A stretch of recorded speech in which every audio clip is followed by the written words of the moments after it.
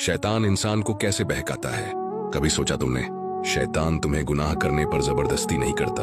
वो बस तुम्हारे कान में एक सरगोशी करता है, एक ख्याल डाल देता है और फिर चला जाता है। पहले वो तुम्हें कहता है ये तो एक छोटा सा गुनाह है, कौन देख रहा है। फिर वही गुनाह तुम्हें अच्छा लगने लगता है।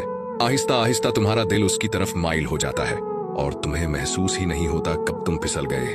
शैतान कभी एकदम से दीन से दूर नहीं करता। वो कदम ब कदम बहकाता है। पहले नमाज छोड़ने पर उकसाता है, फिर नरमी से अल्लाह का खौफ दिल से निकालता है और इंसान खुद को आजाद समझने लगता है।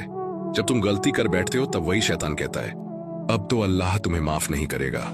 हालांकि यही सबसे बड़ा झूठ है। अल्लाह तो फरमा चुका है मेरी रहमत से ना उम्मीद मत हो। तो अगर तुम गुनाह में पड़ गए हो तो फौरन लौट आओ अपने रब की तरफ। तौबा करो, नमाज पढ़ो और अल्लाह को याद करो, क्योंकि शैतान की सबसे बड़ी हार यही है कि तुम तौबा कर लो। अगर दिल को लगी हो ये बात तो इस वीडियो को शेयर करो और ऐसे ही और ईमानी पैगामात के लिए हमारे चैनल को फॉलो जरूर करो।